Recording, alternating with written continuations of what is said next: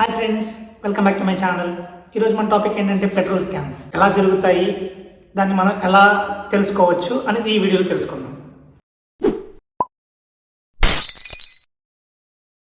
ముందుగా మనం పెట్రోల్ గురించి తెలుసుకోవాలి. పెట్రోల్ డైరెక్ట్గా యూజ్ చేయడం వల్ల మనకి వాతావరణ కాలుష్యం, అదేవిధంగా కన్జంప్షన్ ఆఫ్ పెట్రోల్ అనేది ఎక్కువ అవుతుంది. దాన్ని మనం నివారించడానికి మనం ఏం చేస్తామంటే పెట్రోల్లో ఎథనాల్ అనే ఇంధనాన్ని మనం మిక్స్ చేస్తాం.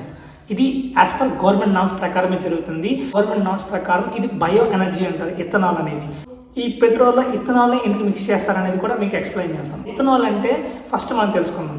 ఇథనాల్ అనేది ఒక బయో ఎనర్జీ. ఇది మనకి ఎక్కడి నుంచి వస్తుంది అంటే షుగర్ కేన్ పల్ప్ నుంచి మనకు వస్తుంది. అదేవిధంగా మొక్కజొన్న. ఇప్పుడు మనకి పెట్రోల్ బంక్లో స్కామ్ ఎలా జరుగుతుందో తెలుసుకుందాం. పెట్రోల్ బంక్లో ఏం చేస్తారంటే 10 రూపాయల పెట్రోల్ కానీ 10 రూపాయలు అమ్మితే వాళ్ళకి ప్రాఫిట్ 1%, 2% ఉంటుంది. అదే దాంట్లో ఒక 10%, 20% ఇథనాల్ మనం మిక్స్ చేసినప్పుడు ఏమైందంటే కాస్ట్ ఆఫ్ ది ఇథనాల్ పెట్రోల్తో కంపేర్ చేసుకుంటే లోగా ఉంటుంది. సో దానివల్ల దీంట్లో మిక్స్ చేయడం వల్ల మనకేమైందంటే ప్రాఫిట్ అనేది ఎక్కువ వస్తుంది. దీనికి ముందు మనం ఏమి ఎక్స్ప్లెయిన్ చేయాలంటే యాజ్ పర్ గవర్నమెంట్ నామ్స్ ప్రకారం ఆల్రెడీ ఇథనాల్ మిక్స్ చేయొచ్చు అని చెప్పి గవర్నమెంట్ నామ్ ప్రకారం ఇథనాల్ ఎంత మిక్స్ చేయాలంటే 10%, 20% మాత్రమే. అంటే మనం పెట్రోల్ బంక్ వెళ్ళినప్పుడు అక్కడ మనం అడుగుతూ ఉంటారు E10 పెట్రోల్, E20 పెట్రోల్ అని. E10 అంటే ఏమీ లేదు, ఎథనాల్ 10% ఉంటుంది. రెస్ట్ ఆఫ్ ద 90% వచ్చేసరికి పెట్రోల్ ఉంటుంది. E20లో 20% ఎథనాల్ ఉంటుంది, 80% పెట్రోల్ ఉంటుంది. సో దానివల్ల మనకేమవుతుందంటే పెట్రోల్ కన్సంప్షన్ అనేది తగ్గించి పర్యావరణం కూడా మనం బయో ఎనర్జీ ద్వారా వచ్చిన ఇథనాల్ కాబట్టి మనకి కాలుష్యం అనేది కూడా తగ్గుతుంది. పెట్రోల్ బంకులో మనకేం జరుగుతుందంటే ఈ ఎథనాల్ని 20% కాకుండా ఒక 30 to 40% మిక్స్ చేశారనుకోండి. ఎగ్జాంపుల్ చెప్తున్నా, 1 లీటర్కి 400 ml అనేది ఎథనాల్ ఉండి 600 ml మాత్రమే పెట్రోల్ ఉంది. అప్పుడు ఏమవుతుందంటే కాస్ట్ ఆఫ్ ద పెట్రోల్ మనం పే చేసేది పెట్రోల్కి, ఎథనాల్కి కాదు. ఇది వీళ్ళు 400 ml దీన్ని మిక్స్ చేయడం వల్ల వీళ్ళకి పెట్రోల్ కాస్ట్ కంపేర్ చేసుకుని ఇథనాల్ కాస్ట్ అనేది లోగా ఉండడం వల్ల వాళ్ళకి ఏమనేది ప్రాఫిట్ అనేది ఎక్కువగా ఉంటుంది. ఈ కాన్సెప్ట్ మీకు అర్థమయ్యే ఉంటుంది. ఇంకోటి ఏంటంటే ఈ ఇథనాల్ని ఎక్కువగా మిక్స్ చేయడం వల్ల మనకేమవుతుందంటే డెన్సిటీ అనేది తక్కువ అవుతుంది. అదేవిధంగా మనకి మైలేజ్ అనేది ఆటోమేటిక్గా పడిపోతుంది.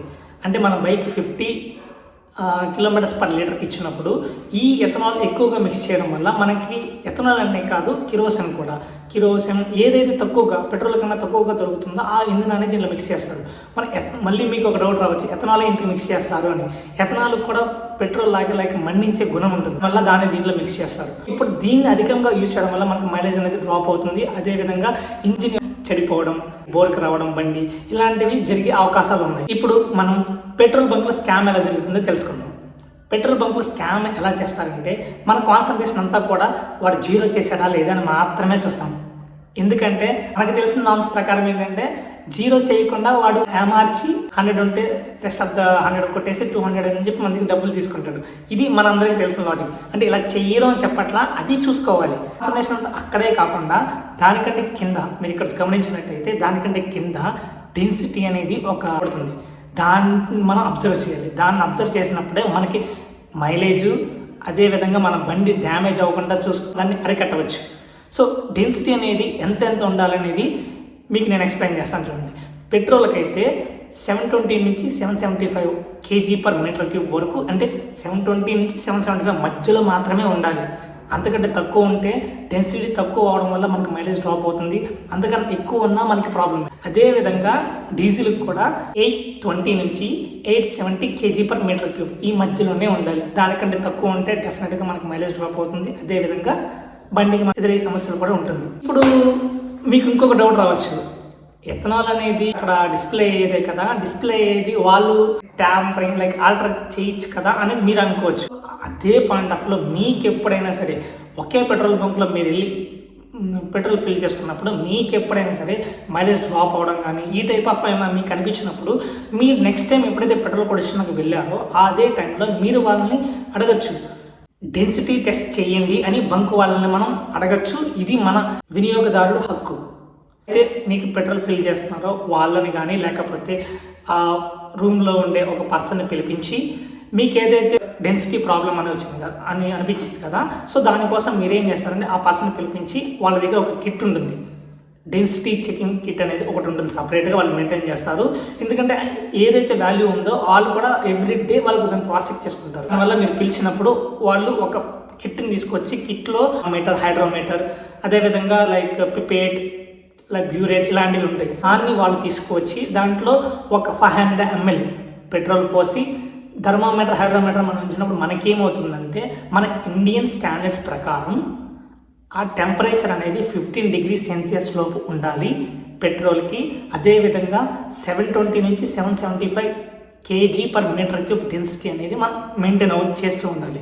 ఇలా గనక లేదు అంటే డెఫినెట్గా అక్కడ మీరు పెట్రోల్ కానీ డీజిల్ కానీ కొట్టించుకోవద్దు. ఎందుకంటే దానివల్ల మనకు బండి ప్రాబ్లం, అదేవిధంగా మనకు మైలేజ్ డ్రాప్ అయిపోతుంది. 720 నుంచి 775 kg/m³ వస్తే పెట్రోల్కి ఆ వాల్యూస్ ఏదైతే వచ్చినాయో ఆ వాల్యూస్ని వాళ్ళు దాన్ని భద్రపరుచుకుంటారు. భద్రపరచడం మీన్స్ వాళ్ళు దాన్ని డిస్ప్లే చేసుకుంటారు. డిస్ప్లే చేయడానికి వాళ్ళు యూజ్ చేసేది ASTM, American society for testing and materials. చెప్తున్నాను కదా, నెక్స్ట్ టైం మీరు ఎప్పుడైతే పెట్రోల్ కొట్టించడానికి వెళ్ళినప్పుడు ముందుగా మనం చెక్ చేసుకోవాల్సింది డెన్సిటీ, దాని తర్వాతే జీరో మీద కాన్సన్ట్రేట్ చేయండి, అంటే అమౌంట్ జీరో చేశారా లేదా అనేది. ఎందుకంటే అదొక్క స్కామే కాదు, మల్టిపుల్ స్కామ్స్ ఉన్నాయి. నాకు తెలిసింది నేను తరచుగా చెక్ చేసేది ఇది. మీరు కూడా దీన్ని చెక్ చేయడం వల్ల మీ యొక్క బండిని మీరు కాపాడుకున్నట్టు అవుతారు. సో ఈ ఇన్ఫర్మేషన్ మీకు నచ్చినట్టయితే లైక్ చేయండి, నా ఛానల్ సబ్స్క్రైబ్ చేసుకోండి. ఇలాంటి టిప్స్ మరిన్ని మీకు ఇస్తాను. డెఫినెట్గా అవన్నీ మీకు యూస్ఫుల్ అవుతాయని మాత్రం నేను ఎక్స్పెక్ట్ చేస్తాను. Thank you. Signing off, Kranthi అనే సతీ.